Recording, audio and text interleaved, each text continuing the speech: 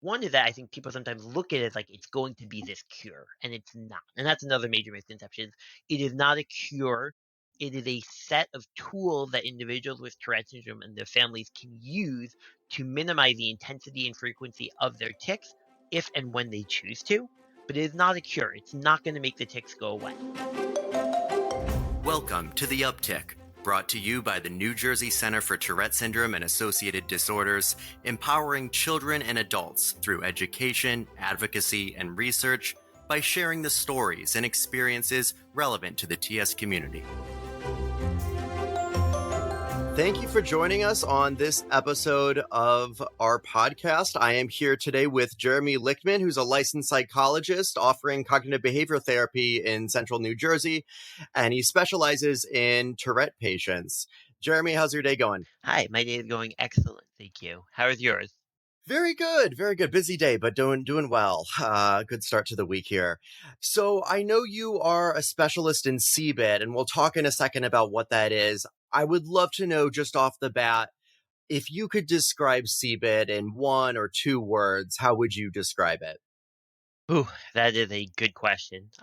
Just jumping off real quick, you got it right. You're in the club. You called it CBIT, not CBIT. That's so the secret handshake of the CBIT club is which one do you call it? So you got it. So one or two words is tool, not cure. That's good. It's one tool in the toolbox for managing Exactly. tics. So talk to me a little bit about your background and how you got started as a psychologist, but also what made you want to specialize in Tourette patients. Sure. Way back when, as a wee infant. No, I'm kidding. But basically, I'm not completely kidding when I say that. Both my parents are psychologists, and as a child, I have a Tourette syndrome diagnosis myself. I ADHD.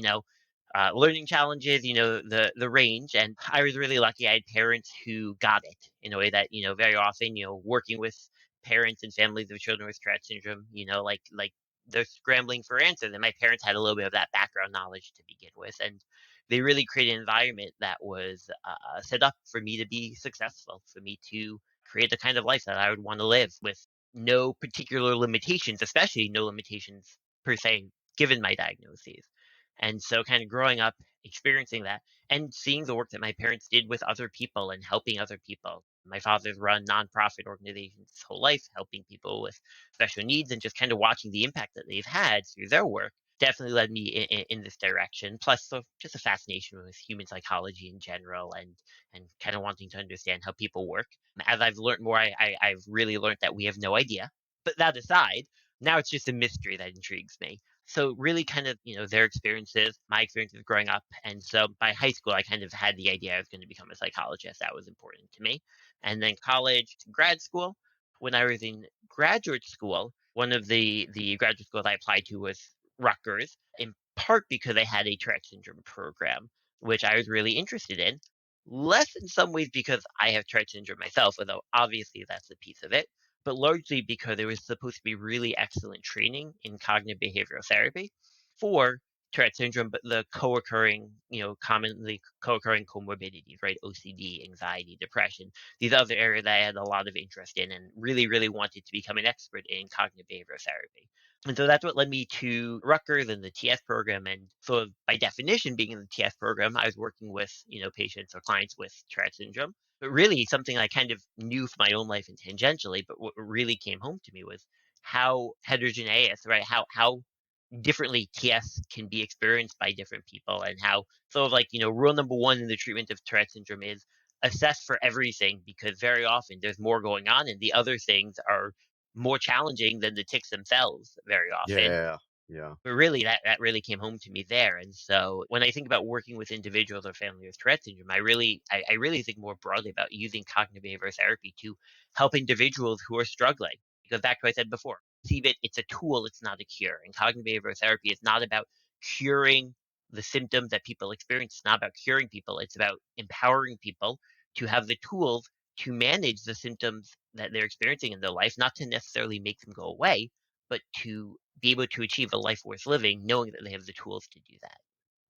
I love that. Do you want to talk to me a little bit about what CBIT is, what it stands for, and how the process works? So CBIT, or Comprehensive Behavioral Intervention for Tics, is a form of cognitive behavioral therapy, right? So cognitive behavioral therapy, or CBT, is kind of this umbrella, right? And there's a CBT for depression, for anxiety, for self-harm, for OCD, right? Lots of different forms of cognitive behavioral therapy. But the core principles within cognitive behavioral therapy more broadly is one, so these cognitive and these behavioral principles, right? Behaviors are causal. They don't exist in a vacuum. Things going on around us affect us. And if we can shape our behaviors, change our behaviors, we can change the way we interact with the world around us and the emotions that we experience. But also thoughts, cognitions are a really, really key part, right? The idea that the way we think about situations can also affect how we feel and how we respond to situations. And the idea that let's teach people to recognize how their thoughts and their behavior and the environment is all impacting how they're feeling and what they're doing, and give them the tools to shift or change some of those where it makes sense to. And so that's kind of cognitive behavioral therapy broadly. So then when we narrow in into CBIT is really a package of treatments that's composed of, I think of it at least four main components. The first is education, psychoeducation. The idea that there's so much misconceptions around Tourette syndrome, myths versus facts, and the key piece in the education piece is to really help the individuals you're working with and the families you're working with have a clearer sense of what is a tic, what is not a tic, what are the comorbidities, how do we talk about tics, how do we think about it, I wouldn't say what causes them because we don't really know, but kind of all of that educational component, and also what this treatment is going to look like. Then the treatment itself has three main components. So this is a package again that was put together by Doug Woods and his collaborators, and it's also a treatment that meets sort of the APA Division 12 gold standards for being an effective treatment, right? So we know it works. Doesn't mean it works 100% for everyone, but it's a treatment that works, right? The research shows in double-blind randomized controlled trials that it works. And so after education, there are these three other components. One major piece is relaxation strategies. The idea that we know heightened emotional states, anything, the classic ones like being sad, being angry, being frustrated, being angry, but also being excited, being overwhelmed, being really, really happy. These all can affect how intense and how frequent one's tics are. And so if we can find ways to sort of relax, our tics might not be as bad. And so really the two main strategies here in the CBIT manual are diaphragmatic or deep breathing, right? Kind of slowing down the breath as a way to trigger the parasympathetic nervous system, slow down that sympathetic nervous system reaction. And then also progressive muscle relaxation, right? Tightening and loosening the muscles to sort of create that feeling of relaxation and looseness throughout the body. The key here is that this is not a strategy that's meant to respond directly to the tics. It's a strategy that's meant to help us respond to stressful environmental situations, thereby, one, decreasing hopefully the intensity and frequency of tics in and of itself, but also allowing us to more effectively use the other core pieces of this treatment. So that's like kind of that first piece is the relaxation. The second piece is what's called a functional assessment and a functional intervention. A core principle in behavioral treatment, CBIT, comprehensive behavioral intervention for tics, right? Cognitive behavioral therapy. A core principle in behavioral therapy is that the environment matters. Things that, we look at a behavior in isolation that's a challenge or causing a problem or something that we want to change. We have to look at what's called the antecedents, what's coming before that might be increasing the likelihood of that behavior occurring, and also what's happening after, right? What's the consequence that might be reinforcing that behavior? So an example outside of tics might be, a child who is pushing another kid. They push another kid or throwing property or tantruming. What we always want to look at is what's going on right before. Well, did the kid just push a kid out of nothing? Probably not. Maybe the other kid pushed that first kid, that the kid we're looking at first. Maybe they said something really upsetting to that kid. Maybe this is a kid who's not getting a lot of attention and was waiting to see other people look at him or her before they push the other kid. What's going on right beforehand, right?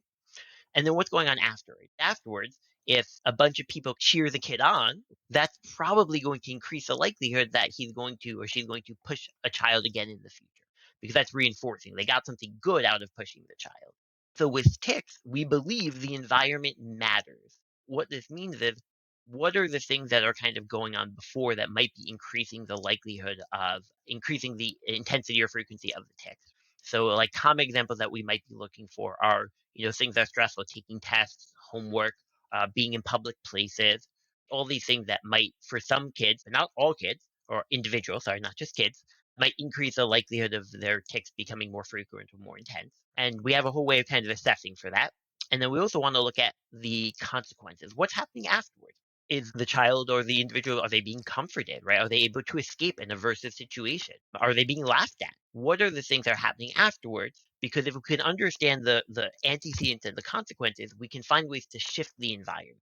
So the example I like to think of is a family I worked with where, this child would come home from school and their tics would get really bad whenever they had to do homework. Homework was a stressful situation for them. And which is, homework stressful for a lot of people. It It is. definitely It's was for homework me. is rough. Yep, Yeah. Not same. my wife. She liked homework, but for me, it was stressful. It's hard when you have ADHD. That was always Exactly. homework was a challenge for me. Same. So, child comes home and, the expectation was they do their homework right away, right? So they come home, within 5 minutes, mom or dad would kind of sit down with them and say, all right, it's time to start your homework, right? They start their homework and their tics would get really, really bad. They do a lot of movement tics, a lot of sound tics. It would get really uncomfortable for the child and for everyone around them who, the expectation was that he was going to be doing his homework. That's the antecedent, doing homework. Okay. And then the consequence of that was almost inevitably, most nights, mom or dad would either finish the homework for him after about 10, 15, 20 minutes of having started the homework, or they would have emailed the teacher or something saying he couldn't do the homework that night. And what would happen is that once he got out of doing homework, the tics, they would get much better, right? Still going Yeah. on, but they would get much better. And so this cycle was created where homework became tic time, and then he got out of it, got out of this aversive situation, and the tics would get better. Yeah. Yeah. Not surprised to hear that. Yeah. Exactly. It makes total sense. Mm-hmm. Although, again, not always, because if we think of tics as something that's divorced from the environment, this shouldn't be happening. But clearly, Right. right, there's Right. this relationship with tics and how much people tick in the environment. And so the intervention, right, knowing this, helping them see this pattern was the first part. But the second part was creating intervention. And so putting aside my feelings on homework for a second, which are really, I don't know that kid should be doing it at all if there needs to be homework, but working on the assumption hmm that like this kid needed to do his homework and the school is expecting it, et cetera, et cetera, we decided to come up with a plan that would shift a little bit of these antecedents, what happened before, and the consequences to decrease the likelihood that his tics would get so much worse when doing homework. And so the two things that we did were, one, we created a plan where he actually would have about 15, 20 minutes before needing to start homework to just relax, chill out, eat a snack, watch some TV. So he didn't have to jump straight from 7 hours in school into doing his homework. And then the other piece we added was, instead of he just got out of doing his homework when the tics would get bad, we implemented set breaks. So he would do his homework however long. He didn't have a huge amount of homework, let's say about 30 to 45, 60 minutes worth of homework. But hmm every 10 to 15 minutes, he would have a break, regardless of how bad his tics were. The idea was that by creating these breaks, he would have a chance to let loose some of that steam that was building up from just like the aggravation, the discomfort from homework, exhaustion, all of that stuff. He'd get those breaks, but it wasn't done immediately in response to his tics, which would then reinforce like my tics get really bad when I have to do my homework, right? Right. It was done at set intervals every about 15, 10, 15 minutes, right? He'd get a few minutes of a break. And what we saw is over time, well, one, homework became less of an issue overall with the family. But two, the tics actually weren't quite as bad during homework as they used to be. Right? They're still worse during homework than other times. Homework is still stressful, but it hmm wasn't as bad. So that's the functional assessment and intervention piece. And then the third piece of CBIT, and this is really the core of it. There's been studies on CBIT as a package, but there's been a number of studies on the HRT component itself, which is habit reversal training. Bad name. It was habit reversal therapy was something that was existing in around like the 70s for things that weren't tick related for habits, and it was kind of then co-opted and used for tics. But tics are not habits. But here is where individuals with tics are basically learned to become really aware of their tics and use what's called a competing response. So before I get into that, I'm going to have to take a step backwards and provide some background here because it gets a little technical. So basically, the way to think about it is the behavioral model of Tourette syndrome. People with Tourette's is something genetic, it's something neurological, there's something going on in the brain. We really don't quite know what it is, something related to the basal ganglia. What seems to be the case for about 70% of people with Tourette syndrome is that they experience what's called a premonitory urge before they tick. So this hmm uncomfortable feeling, phenomenological feeling localized in the area where the tick occurs.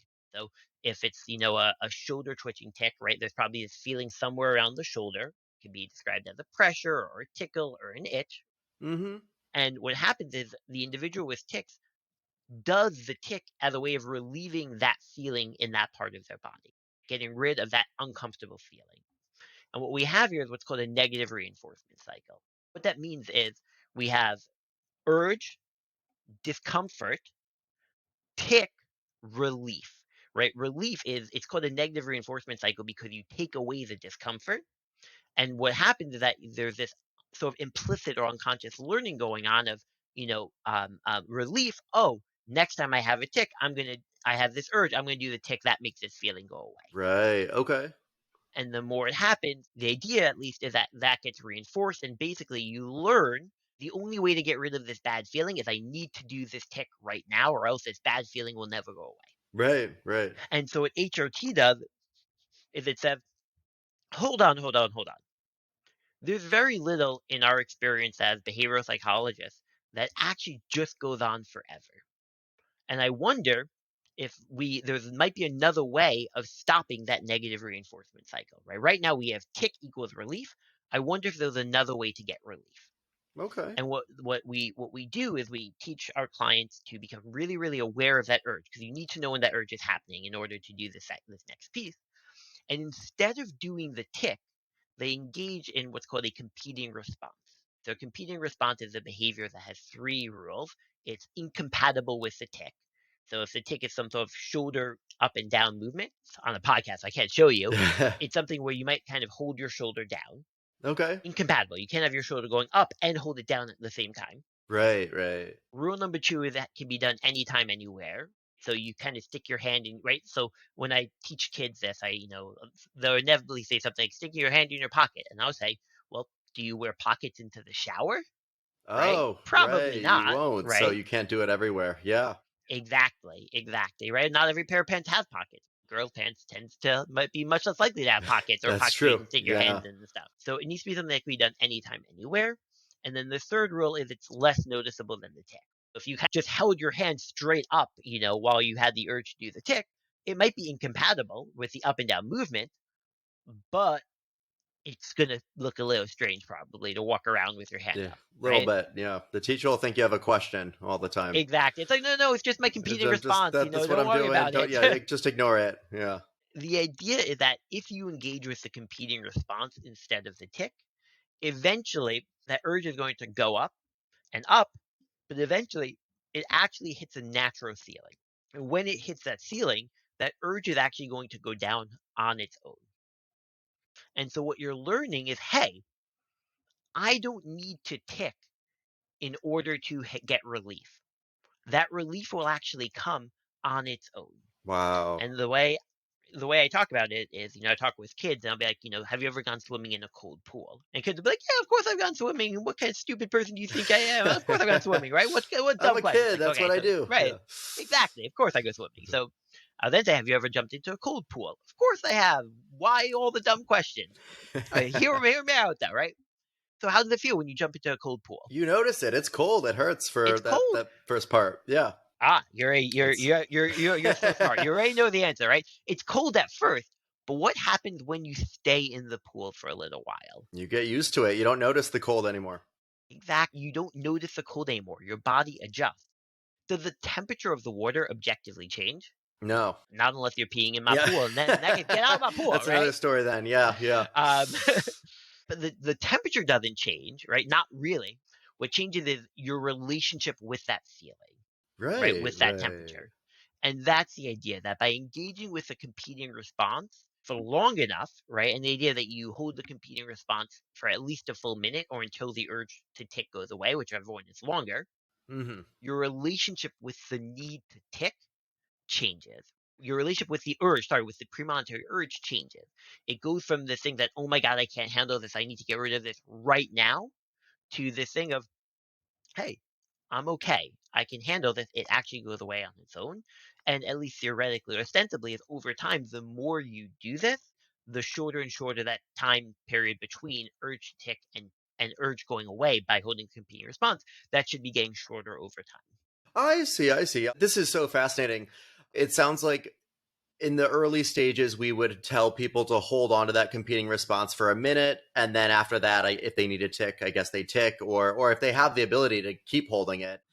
Well, But actually, we tell them from the beginning, you want to hold the competing response for as long as possible, right? really, The idea is to hold it until the urge goes away, right? We okay, work with the confidence, with the knowledge, the belief that the urge will go away. And when I've done this with clients, right, sometimes it can be done within less than a minute sometimes. wow, Sometimes I've had clients hold a competing response, especially that first time, 15, 20 minutes. wow, So yeah, but I have yet to be in a situation with a client where the urge hasn't at some point dissipated, and that's the best thing. The look on the child's face. Mostly, I work with children when they do it for that first time, and it's like, yeah. oh, it actually went away. And I'll turn to them I'll be like, before I say, does this make sense? Do you think it will work? Yeah, yeah, yeah. And then afterwards, when it actually works, I'll be like, so did you actually think that was going to work? They'll be like, I didn't. That was so cool. Wow, it's got to be eye-opening. I mean, I personally, I've had Tourette since I was a kid. I did a little bit of CBIT in 8th grade, but with a therapist that was actually Mhm. trying to learn as we went. Went out and bought the book because he had never done even he did CBT, but not CBIT, and not specifically for Tourette's. I ended up not going through the full course of it. I know it can take 3 months or so, and it takes a lot of stress and time. So even just hearing you say that like, if I were to just keep holding the competing response, eventually the urge to tick, that premonitory urge, would go away. That's amazing. That's like mind Yeah, blowing for me. I just imagine myself, my energy, the tension, the yeah, stress just boils and boils and boils, and then I explode or something. But like, I don't know. I've never tried to hold it that long, but yeah. that's so promising to hear that this is, that you've seen this with everyone you've worked with. And then over time, it just takes less and less. And I guess eventually, is it fair to say that eventually the competing response will satisfy that premonitory urge in the same way that the tick would? So it's interesting, right? So the way I like to the metaphor I like to use is if someone's like training for some sort of like triathlon or something where like for some reason you always swim in like this really cold water, right? I don't know. That's my understanding of these things. And so to train, you decide to start swimming every day, 5 a.m. you jump into a cold pool, you swim, for an hour, however long. And day number one, it's gonna be cold at first. Day number two, it's gonna be cold at first. Week number three, it still might be cold. But by month number six, it might not be as cold anymore. Over time, Mm-hmm. again, your relationship with this urge to tick changes. This is one of the things with Tourette syndrome, especially with younger kids, is that the ticks change a lot. And so, you might need different competing responses for different ticks. In fact, you usually do. One of the things I do with all my clients is we track over time, right, the frequency of their ticks and how much their ticks are bothering them for every tick that they have. We add new ones every week if new ticks come. And one of the ways we track success is, hey, the ticks we're working on, have those been getting better, right? Has the frequency decreased and has the discomfort, the what's called subjective units of discomfort, SUD scores, have those gone down? Almost always, that's what we see.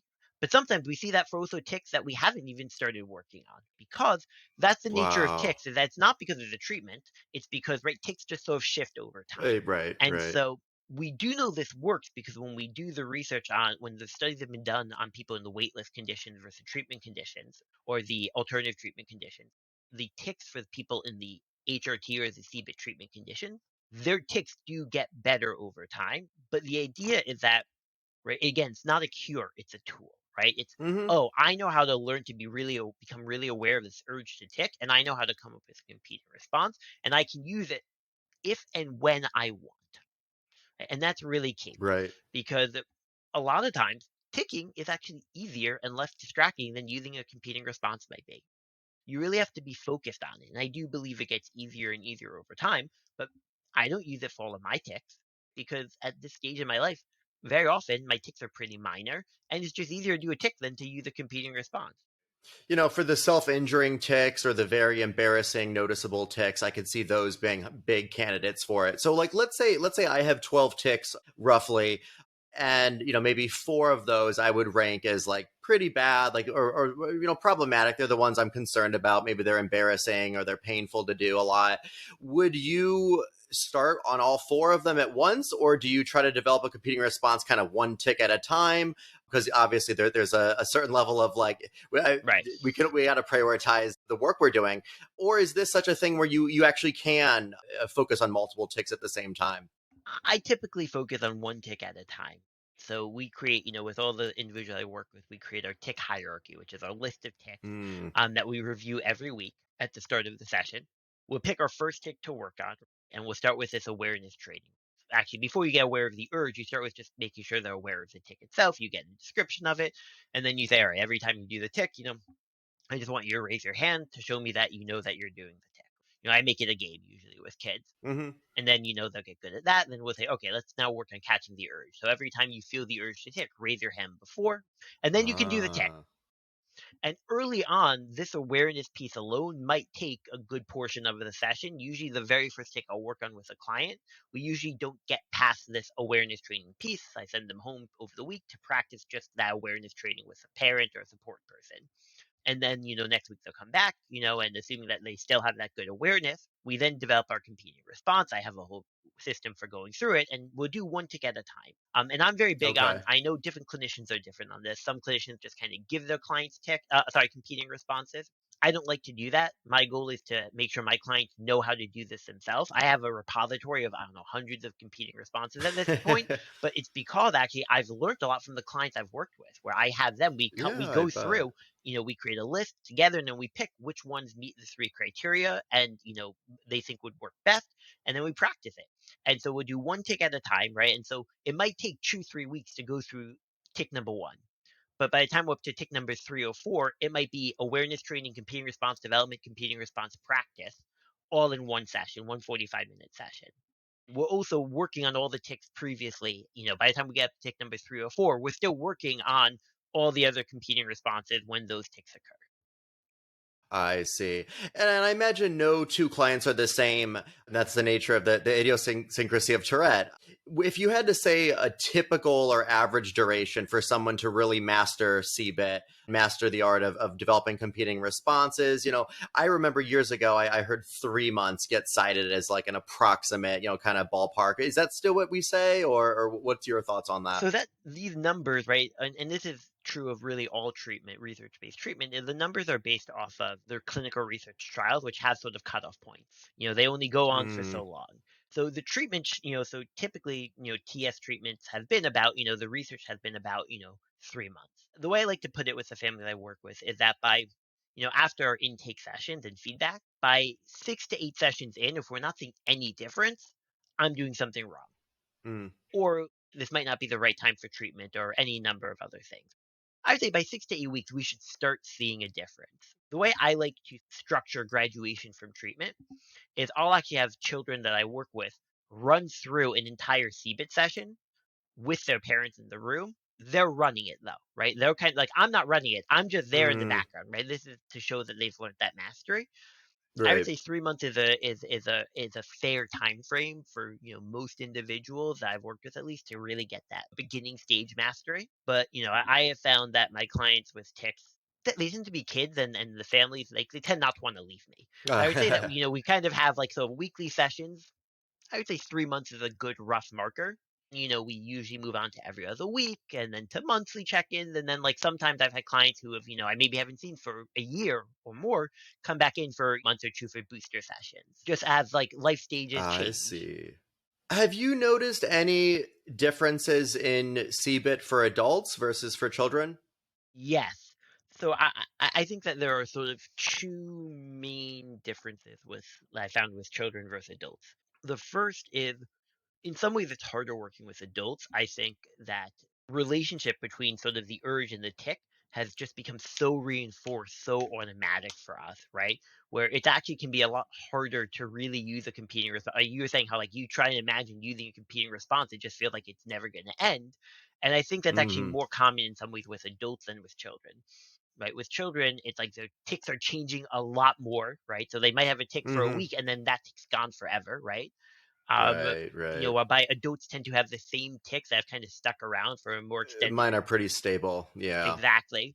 And so I think the relationship between the urge and the ticking is so quick that it can be much harder, even though typically awareness of the urge is better, Hmm. being able to sort of jump in there and use the competing response can be harder, and use it until the urge goes away. So that's usually where things are harder with adults. Where things are easier is that if an adult is bringing themselves to treatment for CBIT, they tend to be pretty motivated. and they tend to have, that more fully functioning kind of frontal lobe thing going on, where basically, like, they're able to, they don't need to be enticed or rewarded, and they tend to be more aware of the urge actually once they start paying attention to it. Like, training for awareness of the urge tends to be easier. And so that's what I found is the major difference, is that, like, it's usually they're better at recognizing the urge as adults, but it can be harder to fully implement the competing response until the urge goes away. Kids, I find it's a little bit the opposite. I see. That's interesting. One of the things I've heard is that CBIT can be very helpful with motor tics and the movement tics. With vocal tics, I've heard it can be a bit of a challenge just because a lot of it comes down to breathing exercises, and the relaxation piece becomes a lot more important. That's a bigger piece of of reducing the urge. What are your thoughts on that? Do you find some tics are more conducive to this kind of therapy than others? So I think motor tics are easier for two reasons typically. As far as I know, at least, the research actually doesn't show that it's easier for motor versus vocal tics. I might be missing something there, but as far as I know, the research, Oh, this is just what I right? heard anecdotally. So that's great to hear that the research is not. I don't think it seems to show that. Okay. That being said, I think the major difference is that for motor tics, typically there could be a number of different competing responses that might work. Again, like, I have this repository in my head of like hundreds at this point of probably competing responses throughout the body. With vocal tics, there tend to be fewer competing responses that you can really come up with. Mm, So typically, for any number of arm movements, right, there might be eight different potential arm ticks. There might be 12 potential competing responses for those eight different ticks, right? right. For vocal tics, it tends to be breathing, so slow, controlled breathing tends to be um, really one of the only ones. Now, it's not quite true. Again, you want to know where is the urge located. So, hypothetically, for a tick that's saying something, just holding your mouth closed might be a good competing response, right? Breathing or not. Typically, that's why I think, the anecdotally that people say vocal tics are harder. And that's also why, like, we do know that they can be a little bit harder at first. And so I typically will, when I work with a client, pick sort of like a larger muscle motor tick. You Mm, know, I've usually an easier place to start. But honestly, I think the hardest ticks are usually eye related ticks, are probably harder than any vocal ticks that I've worked with. And that's typically the case. But yeah, I think it's just the variety of different competing responses you could come up with are more varied and vast for motor tics, and so that's why I think it can be a little harder for vocal tics sometimes. That, like, there's just fewer options to try to engage with that competing response until the urge passes. right. That makes sense. Who would be a not so great candidate for CBIT? That's a really good question, and so typically there are, I would say, two main, I won't say disqualifying, or three kind of quote unquote disqualifying factors for CBIT. One might be age, right? How Mm, old is the kid? Younger kids tend to have a harder time with this. Like, and by young I mean like 4 to 6, 4 to 7. So there's actually CBIT Junior, which is a treatment for younger kids, that's awesome. where yeah, and it focuses a lot more on the functional assessment and intervention piece. The Uh, assumption that younger kids aren't going to have that same ability to recognize, notice the urge, use a compete, come up with, and use a competing response, right? right, right. So age might be one factor. Another, and this is a kind of a funny one considering the overlap, but ADHD. Like, there's a 40 to 60% comorbidity rate of ADHD with Tourette Mm, syndrome, but it seems to be ADHD is another one because it's just one, the awareness is harder to build when you have less ability to focus, when focusing is harder.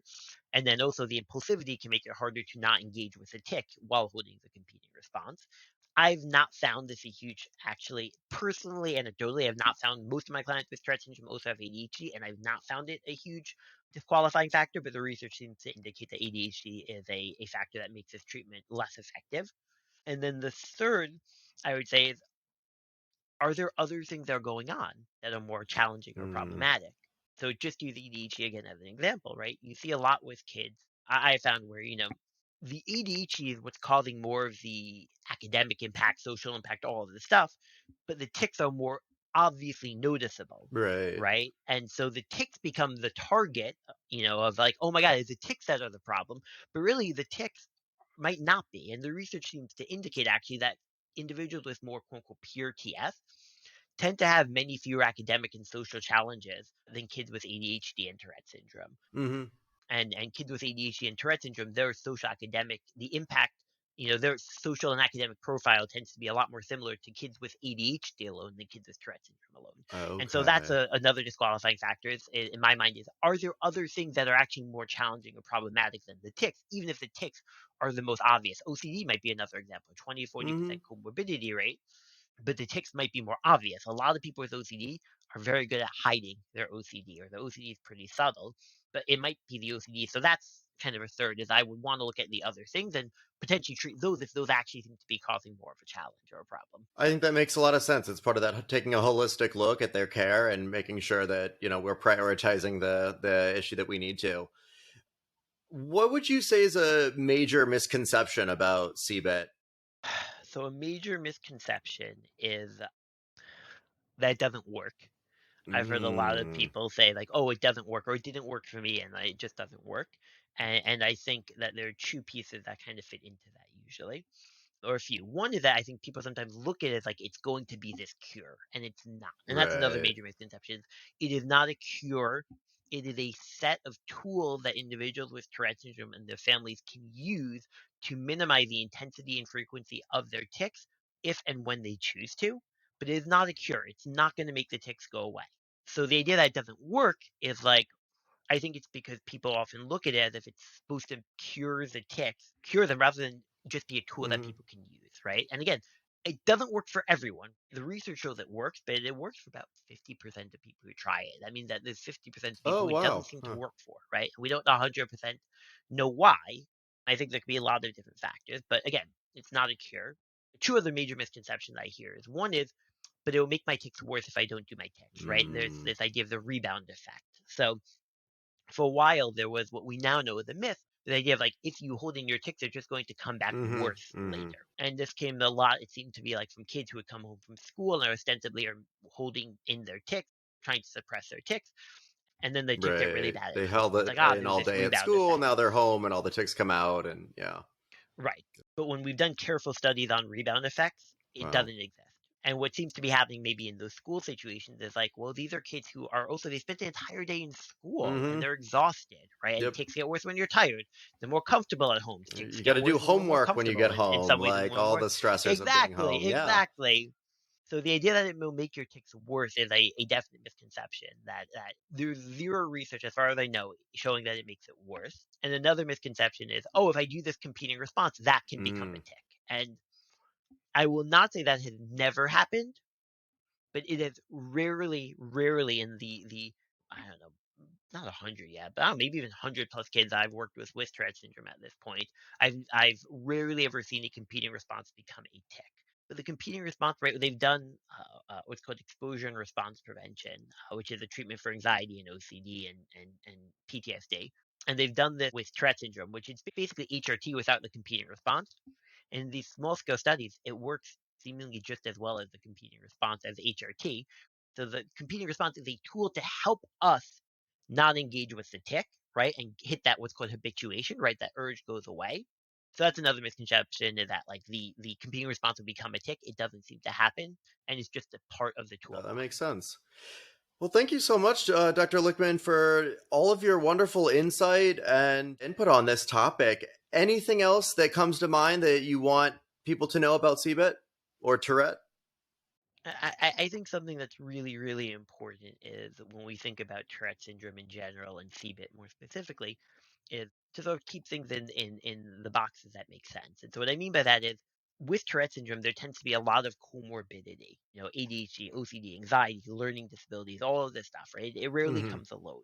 And I think what's really important is that when we think of Tourette syndrome, we are able to distinguish what is a tic or what is Tourette's and what is these other things. Because I think what happens is when we talk about my tics, and really, we're talking about the ADHD or the OCD, what then ends up happening is that they say, and then CBIT didn't work for me. It's like, well, CBIT isn't meant for OCD. CBIT wasn't meant to help with the Right. ADHD. And to just sort of homogenize and pile all of the diagnoses, all of the different challenges that someone might be putting into just having just the tics, I think really can make it a lot more difficult to think about treatment and what treatment is going to be effective for what. And so I think that's a really important piece, is right. Again, CBIT is not a cure, it's a tool, and it's a tool for tics. It's not a tool for OCD. It's not a tool for ADHD. And you can have Tourette syndrome and ADHD and OCD, and these can be different things that, again, they do sort of all mix together. It's not always clean cut, but I think it's an important distinction so that when we talk about our challenges, right? And I think about this in my own life between like where ADHD has been a challenge for me, where my tics have been a challenge for me. And so be able to recognize that they're not the same thing always all the time. Hmm. No, that's a really important distinction to make too between the different comorbidities, especially with people who have. I'm looking specifically at OCD and the overlap with that. People will talk about Tourettic OCD and like that kind of Yep. unique mix. I mean, I remember as a kid, if I Yeah. read a paragraph in a textbook and I didn't understand it, the OCD part of my brain would tell me, okay, read it 7 more times, and I would just reread the whole thing again, Right. again, again, again. Yep. But I can tell you that urge in my head to reread it again and again and again it felt like the urge to tick. It was a kind of premonitory urge. Right. But in this case, what you may be saying is that wouldn't really be a candidate for CBIT. That is more the OCD kind of speaking louder. I would say that, I mean, based on what you just described, that actually might Mm. be more of a tick, right? If they're right with OCD, as just like again, it can Hmm. get a little Hmm. messy there, right? I mean, I don't want to deny that, but with OCD, what we're looking for is specifically obsessive Mm. content, right? Was there a if I don't do this, something bad is going to happen, or was there the thought really of like I need to do this, or else this bad feeling will never go away, or is it more just a physiological experience, right? Maybe somewhere in your eyes Yeah, or your yeah. head that made you have to reread and reread, right? So if it's more of the kind of like the content of like if I don't reread this paragraph 7 times, something bad is going to happen to me or my family or someone I care about.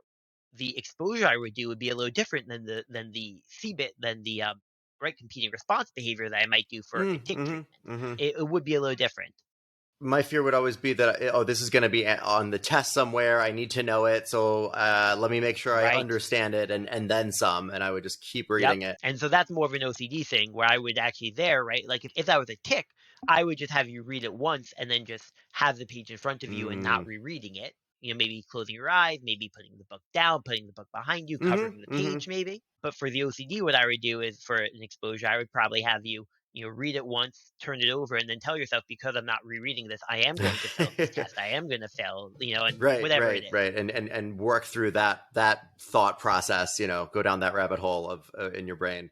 Makes sense. Well, Dr. Exactly. Lichtman, thank you so much for your time. I really appreciate this. This was a great discussion, and I'm so glad we got to have you on. My wife says I can talk to a wall, so what's better than talking to a wall? Talking to a screen. So this is perfect. You got a bunch of listeners that'll be eager to hear it. So, no, you have an audience for sure.